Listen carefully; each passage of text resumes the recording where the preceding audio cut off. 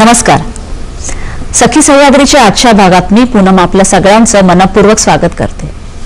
सखी, आज 2 ऑक्टोबर गांधी जयंती आणि या गांधी जयंतीच्या आपल्या सर्व प्रेक्षकांना हार्दिक शुभेच्छा. खरं तर हे सणासुदीचे दिवस आहेत.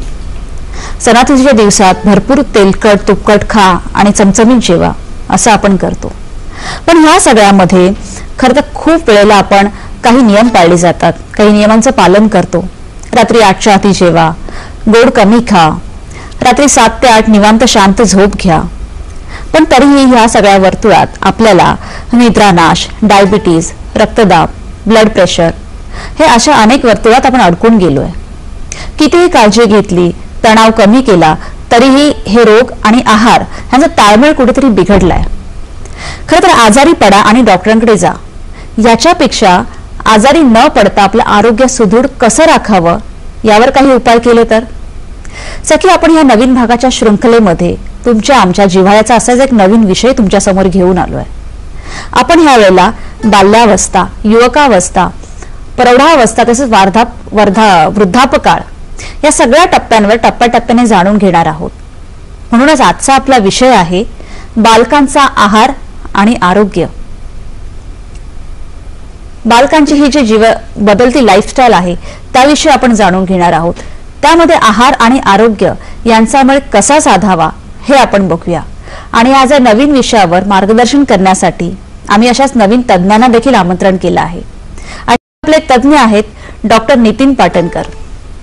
नमस्कार डॉक्टर. नमस्कार. कार्यक्रमात तुमचं मनपूर्वक स्वागत. धन्यवाद. आणि सर्व प्रेक्षकांना गांधी जयंतीच्या आणि त्याच्याबरोबरीने आज लाल बहादूर शास्त्रींची जयंती असते, त्या दोघांच्याही जयंतीनिमित्त सर्वांना शुभेच्छा. आणि गांधीजी आणि शास्त्रीजी ही 2 व्यक्तिमत्व अशी होती, त्यांच्याबद्दल आपण त्यांच्या राजकीय जीवनाबद्दल बरंच ऐकतो, पण त्यांनी जी जीवनशैली अंगीकारलेली होती ती आपल्याकरता खरंच प्रेरणादायी आहे. आणि आहाराच्या संदर्भात म्हणाल किंवा इतर सगळ्या गोष्टींमध्ये जर का आपण त्यांचं 10% जरी त्यांचं जीवनशैली आपण फॉलो करू शकलो तर देश सुदृढ व्हायला वेळ लागणार नाही. अगदी खरं आहे डॉक्टर, अगदी खरं आहे. डॉक्टरांचा अगदी परिचय थोडक्यात करून द्यायचा म्हटला तर डॉक्टर नितीन पाटणकर हे MD आहेत. मधुमेह, स्थूलता आणि आहार या विषयात त्यांची खास आवड असून त्यात त्यांनी अध्ययन देखील केलेलं आहे. मुलींना विजडम क्लिनिक, फोर्टिस हॉस्पिटल तसेच ठाण्याला ज्युपिटर हॉस्पिटल इथे आपण त्यांना भेट देऊ शकता. नवीन अन्नौषधे बनवण्यात त्यांना रस आहे. तसेच या संदर्भात अनेक औषध कंपन्यांना मार्गदर्शन देखील ते करतात. आजच्या या विषयावर तसेच अनेक विषयांवर टप्प्याटप्प्याने आपण त्यांच्याकडून जाणून घेऊयात. आजच्या आपल्या कार्यक्रमाला सुरुवात करूया.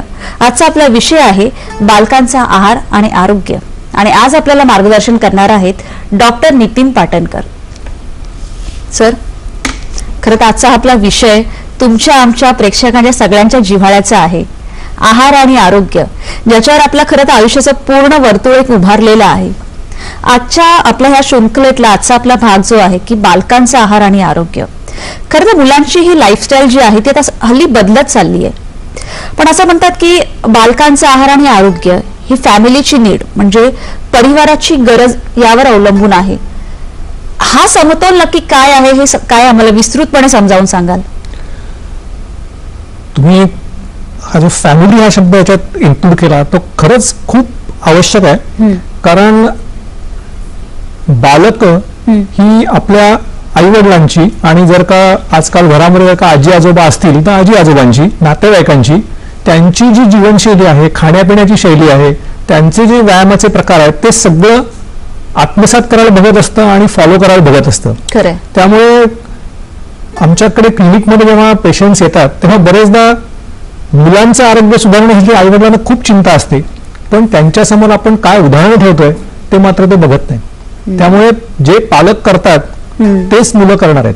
त्यामुळे एकूणच फॅमिलीचं आरोग्य, फॅमिलीचा आहार हे सुधारलं गेलं पाहिजे तर मुलांचं आरोग्य सहज सुधारू शकतं. तर हा फॅमिली हा घटक खूप महत्वाचा आहे. परिवार, अगदी परिवार, त्यांच्या गरजेवरच बालकाची गरज अवलंबून असते. हा म्हणजे आता बालकांना तुम्ही जर का बघाल तर बालक काय काय खायला सिलेक्ट करतं, तर त्याला जे घरामध्ये ते काय जाऊन म्हणजे पिझ्झा हटमध्ये जाऊन खाणार नाही किंवा कुठे जाऊन ते काही खाणार नाही. त्याला घरात जे आई वडील आणतील तेच ते खायला सुरुवात करणार आहे, त्याच्यातलंच त्याच्या आवडीनिवडी डेव्हलप होणार आहे. त्याची सुरुवातच तिथून सुरुवात होते. तिथून होते. त्यामुळे तुम्ही त्यांना काय देता त्याच्यावर सगळ्या गोष्टी अवलंबून आहेत. खरं डॉक्टर, आता तुम्ही हा जो शब्द वापरला की त्याची आवडीनिवडी डेव्हलप होतात, म्हणजे एखादी चव डेव्हलप होते, तर 6 महिन्याच्या बालकाला, 6 महिन्याचं जेव्हा एक छोटं मूल असतं त्यावेळेला आपण त्याला हळूहळू वरचं खायला द्यायला सुरुवात करतो, त्यावेळी त्याची चव कशी डेव्हलप करता येईल किंवा त्याच्या चवी, जिभेला ह्या ज्या चवी आहेत वेगवेगळ्या, ते संस्कार कसे करता येतात?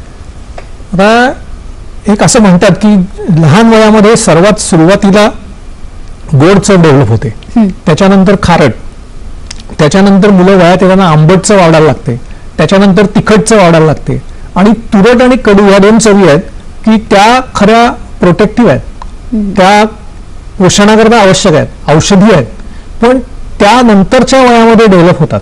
त्यामुळे त्या अगोदरपासून जर का डेव्हलप झाला, ज्याला संस्कार म्हणतात, तसे चवींचे संस्कार मुलांच्यावर करायला पाहिजे.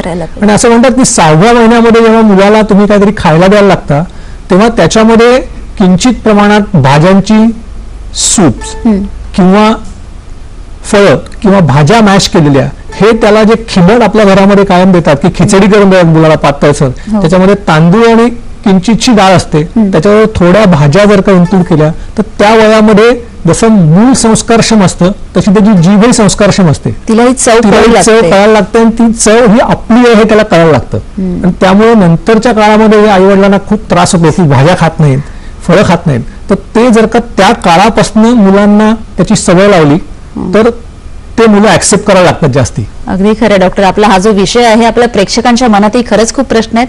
आधी आपण त्यांचा एक पहिला प्रश्न घेऊया.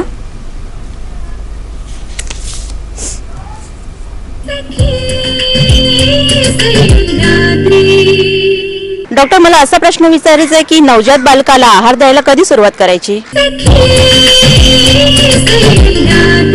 जसं आपल्या सखीचा प्रश्न आहे की कधीपासून नवजात बालकाला आहार द्यायला सुरुवात करू शकतो, म्हणजे 5-6 कुठल्या वयापासून? 6 महिन्यापर्यंत आईचं दूध हाच मुलाचा उत्तम आहार असतो. पण साधारणपणाने 6व्या महिन्यापासून मुलाला टॉप फिडिंग किंवा वरचं इतर अन्न द्यायला सुरुवात करायला हरकत नसते, कारण तेव्हा त्याची म्हणजे पचनशक्ती डेव्हलप व्हायला सुरुवात होते, तेव्हा त्याला त्या वेळेला आहार द्यायला सुरुवात करायला हरकत नाही. पण तेव्हा त्याला असं म्हणतात की सुपाच्य पदार्थ म्हणजे खूप पचवलेले पदार्थ अगोदरच, म्हणजे शिजवलेले पदार्थ त्याला द्यायला पाहिजेत. कच्चं अन्न किंवा फळं किंवा तीव्र चवीचे पदार्थ त्याला देऊ नयेत, आणि मग हळूहळू ते जसं मूल वर्षाचं होत जातं तोपर्यंत त्याला त्याच्या आहारामध्ये वाढ करत जाता येते. शिजवलेलं अन्न याच्यासाठी त्याची पचनशक्ती जी आहे ती तेवढी डेव्हलप झालेली नसते, त्यामुळे नाही का? पण मग मला सांगा सर की बालकांच्या बाबतीतही आहाराची काही कमतरता असते, तर ती आहाराची कमतरता कशी भरून काढावी?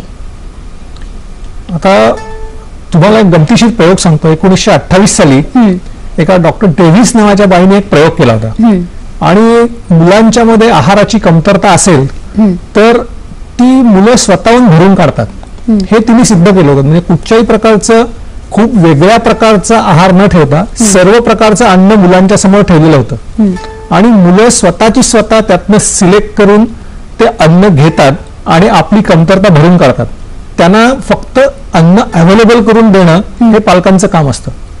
जसं तुम्ही विचार कराल की एक माणूस सोडला तर बाकी कुठच्याही प्राण्यांच्या मध्ये मुलांना डायटिशियन नसतात, त्यांना पिडियाट्रिशियन नसतात, ते आपलं अन्न स्वतः मिळवतात आणि आपल्या अन्नातले डेफिशियन्सी स्वतः भरून काढतात.